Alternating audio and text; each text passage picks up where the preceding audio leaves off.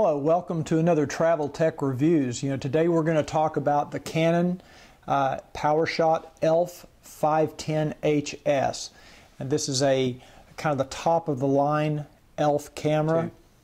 I think I actually prefer the ELPH 510 over the SX230, and I'll tell you why. Even though the PowerShot SX230 has some features the ELPH doesn't have, like GPS, I could care less about GPS for most cases. And it also has a longer zoom, but you know what? This has a 12x zoom, and that's plenty. Now, one thing about the ELPH 510HS is it has a touch screen on the back. And Canon has pretty much eliminated all of the physical controls on this camera. All you really have is a power switch. You have a shutter release and a rocker for the zoom and the wide angle. You have a playback button on the back. And then on top you've got a manual mode, I call it manual mode, or smart auto. And that's it. Everything else on this camera is controlled through the touch screen. It's kind of like the push button start on the new cars. I didn't have a problem using a key before. I can live with it or without it. And I kind of feel the same way about the touch screen on this camera.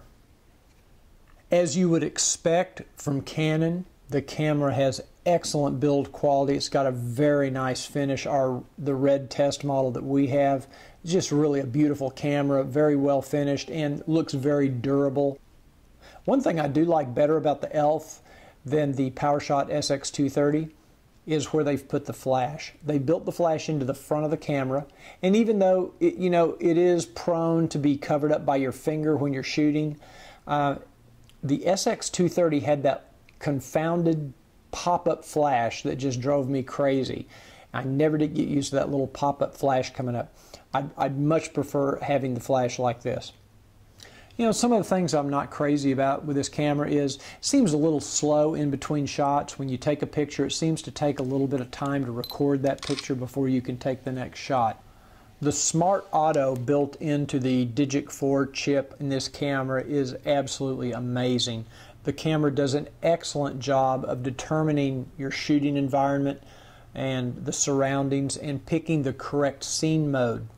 It has a very nice bright screen.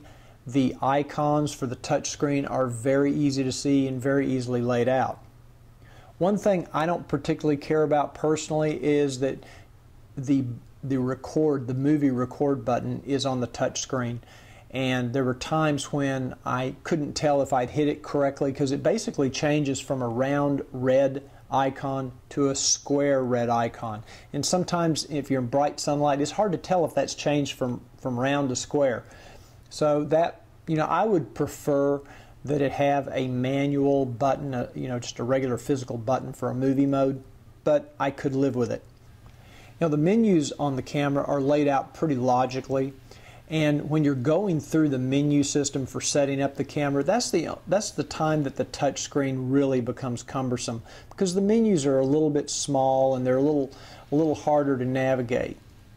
The camera has a lot of built-in scene modes and different digital effects that can be applied to video and photographs, and it's very, very easy to access those from the touch screen. Canon did a very good job of laying out the scene modes with icons so that you can very easily choose between different scene modes for your shooting conditions.